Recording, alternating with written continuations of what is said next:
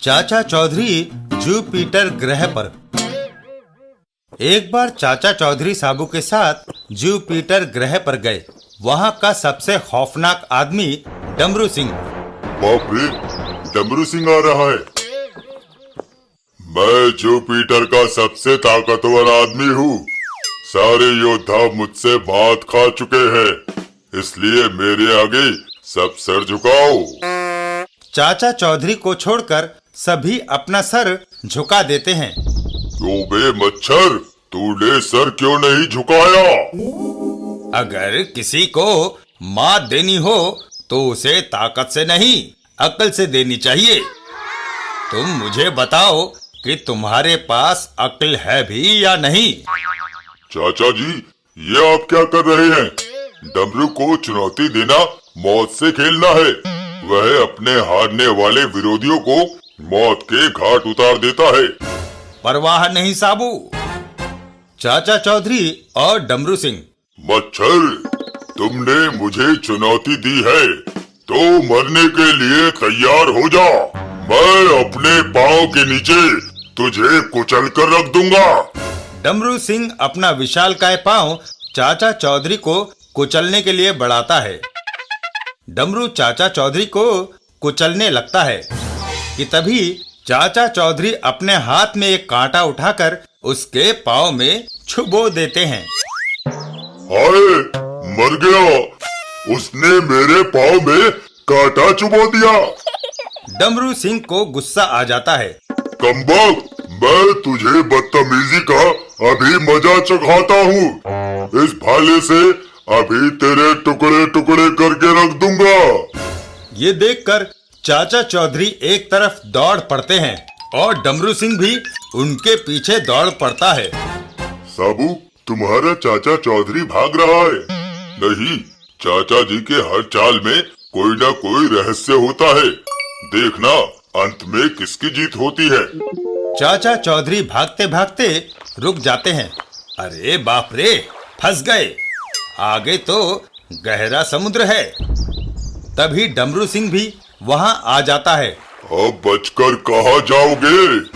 आखिर तुम्हारी अकल का खजाना खाली हो गया। मरने के लिए तैयार हो जाओ। 1, 2 और 3। उसी क्षण चाचा चौधरी पैंतरा बदलकर बाएं को सरक जाते हैं। डमरू का वार खाली जाता है। बड़े जोर से वेग से आता हुआ डमरू अपने भारी भरकम शरीर का संतुलन नहीं संभाल पाता है और समुद्र में गिर पड़ता है। बचाओ, मुझे समुद्र से निकालो। अब आप इसी में गोता खाइए। देखा, मैंने कहा था ना कि चाचा चौधरी की हर चाल बड़ी गहरी होती है।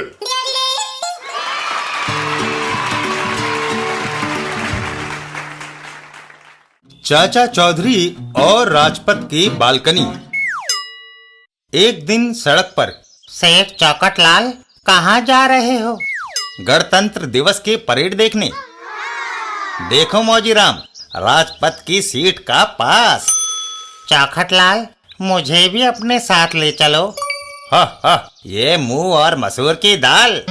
चौखटलाल अपनी गाड़ी को सर्राटे से वहां से ले जाता है। ओह, चाचा चौधरी और साबू। मौजीराम, उदास क्यों खड़े हो? मैंने चौखटलाल को कहा था कि मुझे गणतंत्र दिवस की परेड दिखाने ले चल, लेकिन वह नहीं लेकर गया। क्या परेड देखने का हक सिर्फ अमीरों को है चाचा जी? नहीं, तुम भी जाकर लाखों लोगों के साथ परेड देख सकते हो। लेकिन कैसे? पैदल जब तक मैं वहां पहुंचूंगा परेड खत्म हो चुकी होगी। ये बात तो सही है मौजीराम। कुछ सोचकर चाचा चौधरी बोले, मौजीराम, फिक्र ना करो, हम तुम्हें बालकनी में परेड दिखाएंगे। हैं? मैं आपका मतलब नहीं समझा। अरे, जिस तरह सिनेमा हॉल में सस्ती सीट लोअर स्टॉल में और महंगी सीट बालकनी में होती है, उसी तरह हम तुम्हें ऊंची सीट से परेड दिखवाएंगे। साबू, अपने फार्मूला नंबर 11 से मौजी राम को राजपथ पर बालकनी की सीट पर पहुंचा दो। मौजी राम, राजपथ की तरफ देखो। हाँ, 1 2 और 3। और साबू एक जोरदार किक मौजी राम के जड़ देता है। मौजी राम हवा में उड़ता हुआ सीधा एक पेड़ की डाल पर गिरता है और फिर वाह हैं।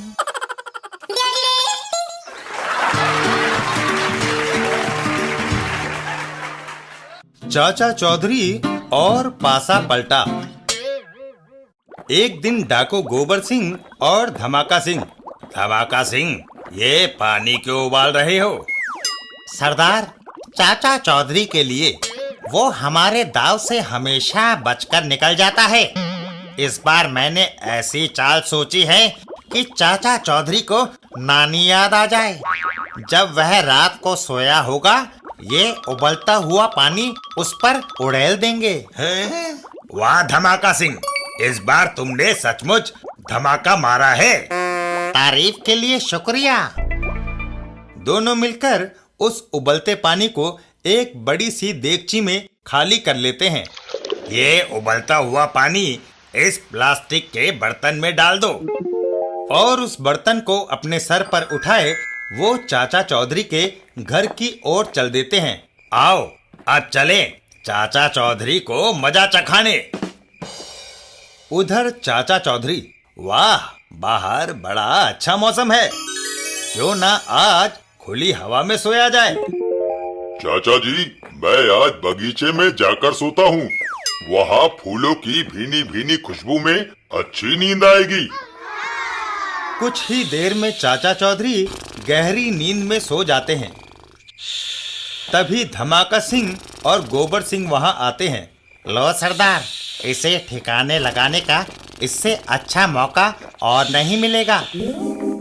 इससे पहले कि वह हमें चकमा दे जाए, उबलता हुआ पानी उड़ेल दो। डाकू गोबर सिंह चाचा चौधरी की ओर बढ़ता है, लेकिन गलती से उसका पांव रॉकेट की पूंछ पर पड़ जाता है और रॉकेट पलटकर उनके ऊपर झपट पड़ता है।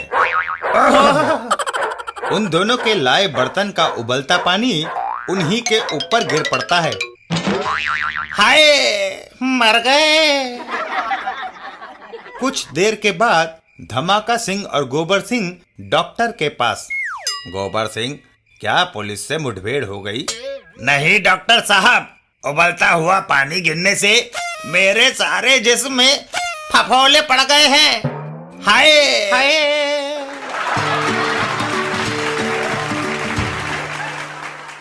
चाचा चौधरी और बच्चे उठाने वाला रीछ।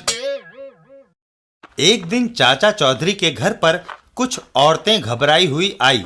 चाचा जी, हमारी मदद कीजिए, हम बड़ी मुसीबत में हैं। अरे, क्या हुआ? मेरे बच्चे को रीछ उठा कर ले गया और मेरे बच्चे को भी। मेरे बच्चे को किसी भी तरह लाइए, मैं उसके बिना नहीं रह सकती। रीछ का बच्चों से क्या वास्ता? अच्छा, 1 मिनट ठहरो। चाचा चौधरी का दिमाग कंप्यूटर से भी तेज दौड़ने लगा। चाचा चौधरी और साबू, तुम्हारे बच्चों को जुपिटर वासी साबू लाएगा। साबू, जरा अपना कान नीचे करो। चाचा चौधरी साबू के कान में कुछ फुसफुसाते हैं। साबू उन दोनों औरतों के साथ चल देता है। आओ मेरे साथ, मुझे वो जगह दिखाओ जहाँ से बच्चे गायब हुए थे। दूसरे दिन उसी जगह पर एक बच्चा खेल रहा होता है। तभी एक रीछ उसके पीछे प्रकट होता है और वो बच्चे को अपने शिकंजे में लेकर जैसे ही वहां से जाने लगता है तो अचानक वो ठिठक जाता है। नहीं ले जा सकते, उसकी टांग बंधी है। ये देख रीछ बच्चे पर नाखूनों से हमला करने लगता है। उसे मारने से कुछ नहीं होगा, वह लड़का नहीं बल्कि एक रबड़ का खिलौना है। साबू उस रीछ को पकड़कर हवा में उठा लेता है। अच्छा हुआ तुम मेरे हाथ लग गए। शहर के एक चिड़ियाघर को एक रीछ की जरूरत थी। तुम्हें पिंजरे में देखकर बच्चे बहुत खुश होंगे। ये सुनकर रीछ ने तुरंत अपना मुखौटा उतार दिया। नहीं नहीं, ऐसा मत करना, मैं सचमुच का रीछ नहीं हूँ। मैंने तो लोगों को डराने के लिए रीछ की खाल पहनी थी, ताकि बच्चों को उठाते समय मेरे रास्ते में कोई रुकावट ना आए। तुम बच्चों को क्यों उठाते थे? दूसरे शहर में ले जाकर उन्हें बेचने के लिए। मुझे माफ कर दो। साबू उस आदमी को जमीन पर उतार देता है। वह बच्चे मेरे घर पर हैं, आओ मेरे साथ। ये रहे बच्चे। माँ, मेरा बेटा।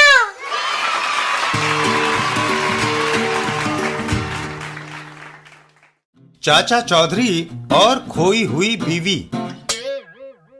एक दिन चाचा चौधरी और साबू कहीं जा रहे थे। अरे साबू, पीछे कैसे रह गया? जरा कदम बढ़ा। रास्ते में अरे क्यों मियाँ, आप क्यों ज़रो-ज़ार रो रहे हैं? बाजार की भीड़ में मेरी बीवी कहीं खो गई है। अरे तुम्हारी बीवी कोई बच्चा थोड़े ही है मियाँ। घर जाओ, वह अपने आप वहाँ पहुँच जाएगी। यही तो रोना है। मैं परदेसी हूँ, मेरी बीवी इस शहर के रास्ते नहीं जानती। आप यहीं तशरीफ रखिए, आपकी बीवी को ढूंढ कर लाते हैं। चाचा चौधरी साबू को लेकर चल देते हैं। रास्ते में, क्यों अब्दुल्ला, तुमने रास्ते में कोई औरत देखी? चाचा जान, उधर मैदान में कुछ औरतें इकट्ठी हुई हैं। मैदान में बुर्का पहने बहुत सारी औरतें खड़ी होती हैं। हाँ चाचा जी, यहाँ कुछ औरतें हैं। अरे बाप रे, अगर उस परदेसी की बीवी इनमें हुई तो मैं उसे पहचानूंगा कैसे? चाचा जी, आप उसका नाम लेकर पुकारिए, वह फौरन हटकर एक तरफ खड़ी हो जाएगी। अरे यही तो मुसीबत है साबू, मैं उसका नाम पूछना भूल गया। साबू, अब तो एक ही तरीका है, फार्मूला नंबर 99। ठीक है। कुछ देर बाद सारी औरतें मैदान से भाग खड़ी होती हैं। केवल एक ही औरत मैदान में बाकी रह जाती है। बस साबू, यही है उसकी खोई हुई बीवी। आइए, आपका शौहर आपको ढूंढ रहा है। हाँ, यही है मेरी बीवी जमीला। चाचा चौधरी और साबू वहाँ से चल देते हैं। चाचा जी, आपको कैसे पता चला कि वह अकेली रह गई महिला ही उसकी खोई हुई बीवी है? साबू, जब किसी के सामने कोई खतरा आता है तो वह सुरक्षा के लिए घर भागता है। उस बेचारी का यहाँ कोई घर था ही नहीं, इसलिए वो अकेली रह गई। चाचा चौधरी का दिमाग कंप्यूटर से भी तेज चलता है।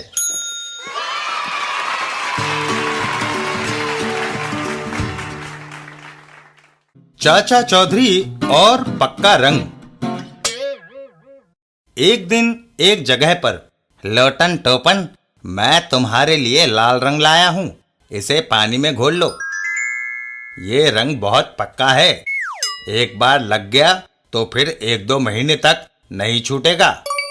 अच्छा, तुम होली खेलो, तब तक मैं अपने एक दोस्त से मिलाऊं। इतना कहकर लोटन टोपन के पिताजी घर से बाहर चले जाते हैं। लोटन टोपन भी अपनी पिचकारियों में रंग भरकर घर से बाहर निकलते हैं। लोटन, आओ, अब किसी को ढूंढे जिस पर रंग डाला जाए।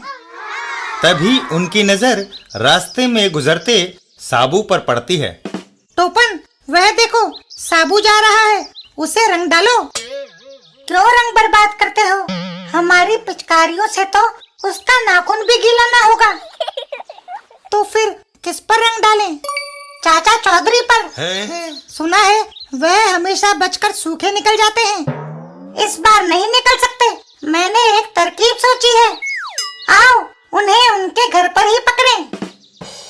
लोटन और टोपन चाचा चौधरी के घर पहुंचते हैं। यह रहा चाचा चौधरी का घर। देखो निक्की, उस घर में जो बैठे हैं उनसे जाकर कहो कि उन्हें कोई बाहर बुला रहा है। निक्की घर के अंदर चली जाती है और लोटन टोपन दरवाजे के दाएं बाएं रंग की पिचकारी लेकर खड़े हो जाते हैं। तैयार रहो, चाचा जी के बाहर कदम रखते ही उन्हें रंग से नहला दो। आपको कोई बाहर बुला रहा है। अंदर से बाहर आती कदमों की आवाज सुनकर लोटन और टोपन चौकस हो जाते हैं और आगंतुक के बाहर आते ही उस पर रंग की बौछार कर देते हैं। होली है। पिचकारी खाली होने पर हैं पिताजी? कमबख्तो, मैं अपने दोस्त चाचा चौधरी से मिलने आया था। उसे घर पर ना पाकर मैं बैठा इंतजार कर रहा था। अरे तो चाचा चौधरी कहाँ गए हैं? चाचा चौधरी, लो मैं आ गया।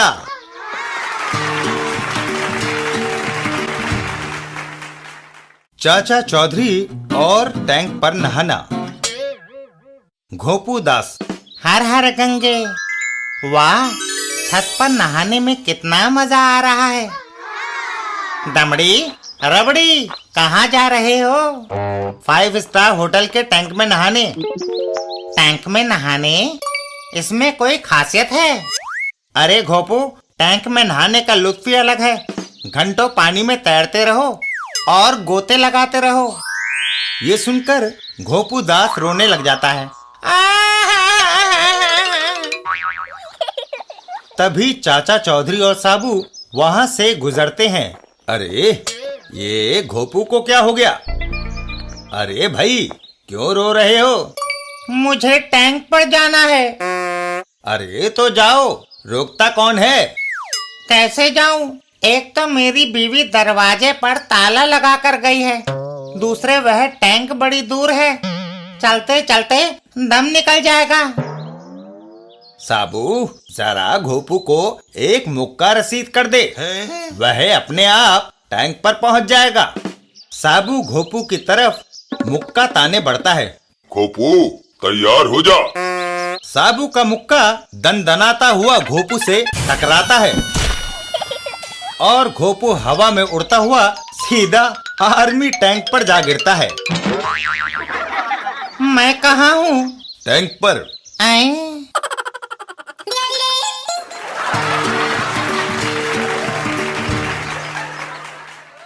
चाचा चौधरी और बचे पटाखे। एक दिन चाचा चौधरी के घर पर। अरे साबू, क्या कर रहे हो? चाचा जी, दिवाली की आतिशबाजी में से एक एटम बम बच गया था, सोचा इसे चला दूं। साबू बम में आग लगाता है। तभी, अरे साबू, जरा ये गठरी उतरवाना, बड़ी भारी है, कमर टूट गई, जल्दी आओ। साबू उस आदमी की तरफ दौड़ लगा देता है। नत्थू काका, मैं आया। उधर एक आदमी हाथ में पटाखा लिए चाचा चौधरी की ओर बढ़ता है। क्यों न इस पटाखे को आग लगाकर चाचा चौधरी की कुर्सी के नीचे रख दूं। वो चाचा चौधरी की कुर्सी के नीचे पटाखा रखकर आग लगा देता है और वहां से दूर हट जाता है। अब यहाँ से दूर हटकर तमाशा देखना चाहिए। तभी उसके पैरों के पास पड़ा हुआ साबू का बम एक जोरदार धमाके के साथ फट जाता है। अरे खोटे, तू यहाँ कैसे? चाचा जी, आपकी कुर्सी के नीचे जलता हुआ पटाखा रखकर पीछे हट गया था और उसके फटने का इंतजार कर रहा था कि पीछे से कोई दूसरा पटाखा फट गया।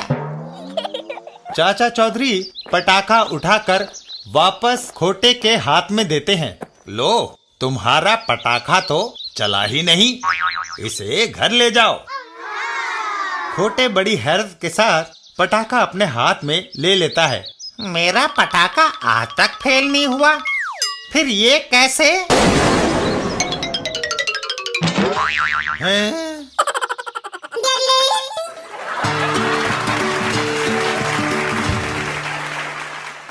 चौधरी और दरवाजे की घंटी। होली के मौके पर दो आदमी अपनी पिचकारी में रंग भर रहे होते हैं। चौखट, रंग से पिचकारी भर लो, आज होली है। फोकट, सबसे पहले चाचा चौधरी को रंगो। तभी उनकी नजर सामने से आ रहे चाचा चौधरी पर पड़ती है। लो, दूर नहीं जाना पड़ा, वह कैमरा लटकाए चला आ रहा है। चौधरी, तैयार हो जाओ। 1 मिनट। फोकट चौकट पिचकारियों के साथ तुम्हारा एक फोटो ले लें, जाने फिर कब मौका मिले। ठीक है। जरा मुस्कुराओ। 1, 2 और 3। चाचा चौधरी के कैमरा क्लिक करते ही उसमें से रंग की बौछार निकलती है और फोकट और चौखट को भिगा देती है। वह कैमरा नहीं, प्लास्टिक की पिचकारी थी। कहाँ गायब हो गया वह? चकमा दे गया? जाएगा कहाँ? घर गया होगा। चलो घर में रंग दो उसे। वो दोनों चाचा चौधरी के घर पहुंचते हैं। ये रहा उसका घर। दरवाजा बंद है। दरवाजे की घंटी बजाओ, वह दरवाजा खोलेगा और तुम उसे बिना मौका दिए रंग देना। वो डोरबेल दबाते हैं। लो, मैंने घंटी का बटन दबा दिया। तभी उनके सिर के ऊपर लगे पाइप में से ढेर सारा रंग उनके ऊपर गिरता है। ओह ओह! चाचा चौधरी, होली वाले दिन लोगों का स्वागत करने के लिए मैंने ये स्पेशल बटन लगवाया है, जिसको दबाते ही ऊपर पाइप से पानी आता है। हाँ।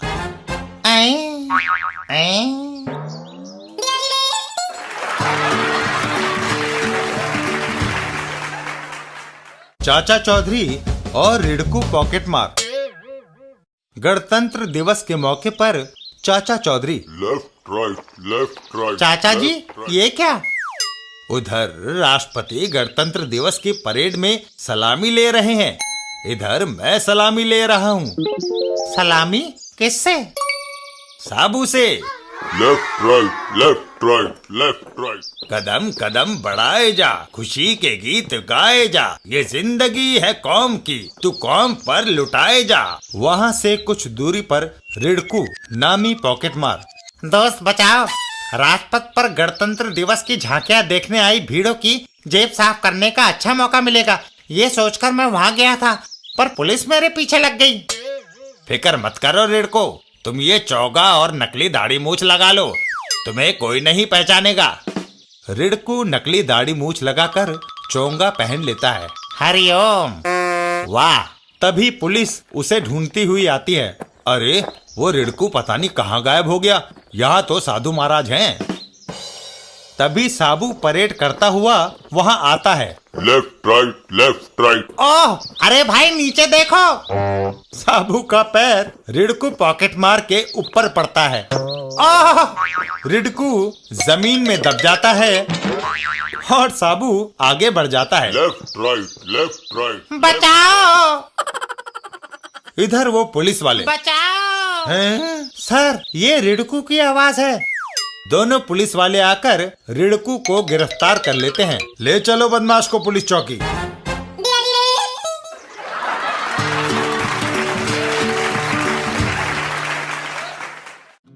चाचा चौधरी और रोली पॉली। एक दिन सड़क पर। रॉली, मैंने पैसा कमाने की एक तरकीब निकाली है। वह क्या पॉली? अभी देखो मैं क्या करता हूँ।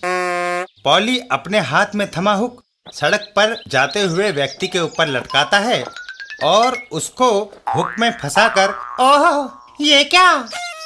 हवा में लटका देता है। मुझे छोड़ दो, मैं गिर जाऊंगा। अपना पर्स जमीन पर फेंक दो, नहीं तो घंटों ऐसे ही लटके रहोगे। वो आदमी डर के मारे अपना पर्स तुरंत सड़क पर फेंक देता है। लो बाबा, मैंने अपना पर्स फेंक दिया। पॉली, अब इसे छोड़ दो। रस्सी ढीली पड़ते ही वो आदमी सड़क पर आ गिरता है। वह देखो, अब चाचा चौधरी आ रहा है, उससे कुछ ज्यादा माल मिलने की उम्मीद है। जैसे ही चाचा चौधरी इमारत के नीचे पहुंचते हैं तो काटा फेंको। तभी हवा में दो कांटे आते हैं जिसमें वो दोनों फंस जाते हैं। ओह पाली, ये क्या? साबू। साबू उन दोनों को हवा में लटका देता है। हा हा हा, अब मैं तुम्हें यहाँ लटका देता हूँ। नहीं, ऐसा ना करना साबू। हम किसी को तंग नहीं करेंगे। ये लो पर्स, हमें नहीं चाहिए। वो पर्स को जमीन पर फेंक देते हैं। चाचा चौधरी, मैंने तुम्हारी हरकतें दूर से ही देख ली थी और साबू को भेजा था कि चुपके से बिल्डिंग के पीछे से चढ़ जाए। चाचा चौधरी का दिमाग कंप्यूटर से भी तेज चलता है।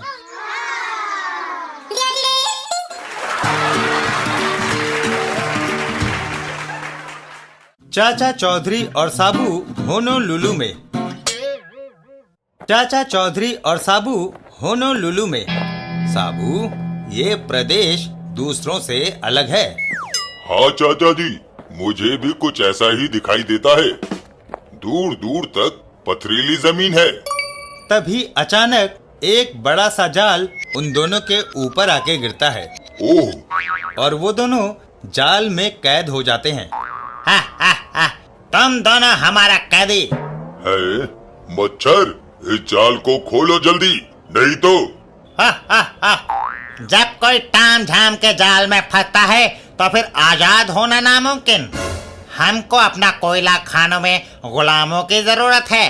तुम उधर जाकर काम करेगा। अरे तामझाम, होश की दवा करो, छोड़ो हमें। हम कोई तुम्हारे खरीदे हुए गुलाम है क्या? खरीदा नहीं, पकड़ा हुआ गुलाम। हम मजदूरों को ऐसे ही पकड़ता है और कोयला खानों में काम कराता है। अब तुम्हारा बाकी का जिंदगी अंधेरी खानों में गुजरेगा और अगर तुम भागकर आजाद होने का कोशिश करेगा तो हमारा साथी लोग तुमको गोलियों से भून डालेगा।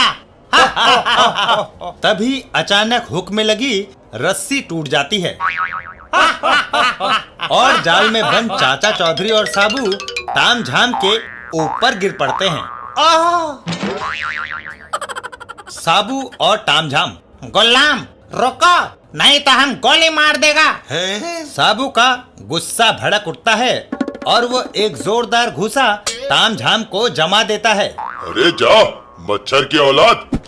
भागो। और तामझाम हवा में उड़ता हुआ एक पेड़ की डाली पर लटक जाता है। साबू आओ, आगे चलें।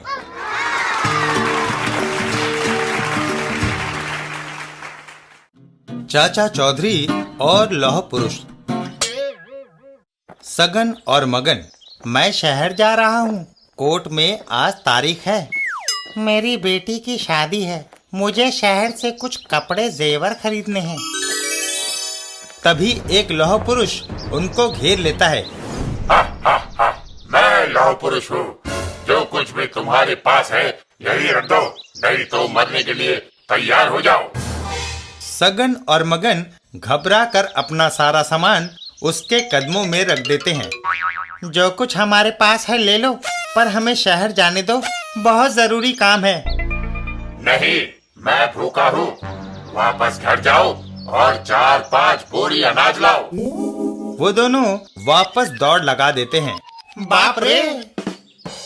रास्ते में चाचा चौधरी, अरे चाचा जी, हम शहर जा रहे थे कि रास्ते में एक विशालकाय लौह पुरुष ने हमें लूट लिया। लौह पुरुष? हाँ, खजूर के पेड़ जितना ऊंचा और पूरा स्टील का बना हुआ है। वह हमसे 4-5 बोरी अनाज मांगता है। हम कहाँ से लाएं? हमारी मदद कीजिए चाचा जी।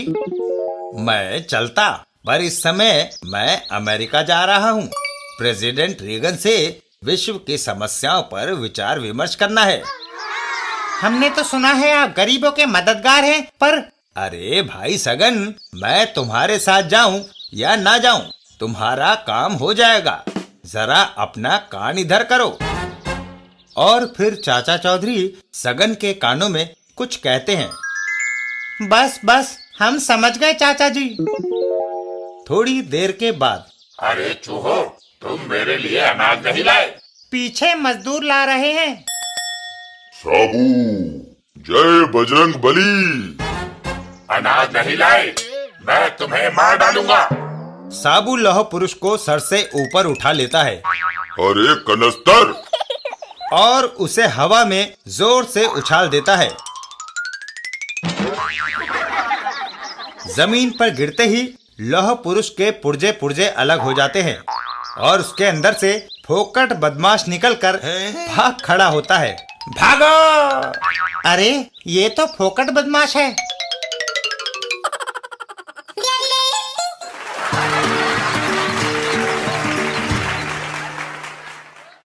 चाचा चौधरी और टिक टिक। शहर के एक कोने में, जानते हो हम हिंदुस्तान किस लिए आए हैं? तोड़ फोड़ करने। ठीक, आज हम पार्लियामेंट हाउस को उड़ाएंगे। पर कैसे? हमारे बॉस ने टाइम बम अपनी घड़ी से 5 बजे पर सेट करके दिया है। हम इस टाइम बम को चुपके से पार्लियामेंट बिल्डिंग पर रख देंगे। 5 बजते ही यह फट जाएगा। पर बॉस हमें घड़ी देना भूल गया। हमें कैसे पता चलेगा कि अब क्या समय है? घड़ी तो हम किसी से भी छीन लेंगे। दीवार के पीछे चाचा चौधरी और साबू उन दोनों की बातें सुन लेते हैं। चाचा जी, ये मैं क्या सुन रहा हूँ? साबू, ये कोई विदेशी जासूस लगते हैं जिनको यहाँ भारतीय संपत्ति को नुकसान पहुँचाने के लिए भेजा गया है। तो इससे पहले कि वे हमारे देश को कोई नुकसान पहुंचाए, क्यों ना मैं उनकी गर्दन मरोड़ दूं? नहीं साबू, उनके पास घातक हथियार है। हमारी ये घड़ी उनको सबक सिखा सकती है। चाचा चौधरी का दिमाग कंप्यूटर से भी तेज चलता है। क्या घड़ी भी कोई हथियार है? कभी कभी हथियार से भी ज्यादा। आओ देखो। चाचा चौधरी और वो दोनों बदमाश। किधर जाते हो? घड़ी इधर दो। वो दोनों बदमाश चाचा चौधरी से घड़ी हथिया कर पार्लियामेंट हाउस की ओर चल देते हैं। आओ, आप बम रखें। कुछ देर के बाद 5 बज गए, पर अभी तक टाइम बम नहीं फटा। पहले तो ऐसा कभी नहीं हुआ। आओ देखें बम में क्या कमी रह गई। दोनों बम को उठाकर वहां से चल देते हैं। यहाँ से दूर ले चलो, कहीं कोई हमें देख न ले। एक सुनसान जगह पर पहुंचकर यहाँ तभी वो बम उनके हाथों में फट जाता है और बदमाश धराशायी हो जाते हैं। इन्हें पकड़कर अंदर बंद कर दो। चाचा चौधरी और साबू। चाचा जी, पार्लियामेंट पर बम क्यों नहीं फटा? साबू, दरअसल मैंने घड़ी को 15 मिनट आगे कर दिया था। पार्लियामेंट से जब उन्होंने टाइम बम उठाया तो हकीकत में 4:45 बजे थे।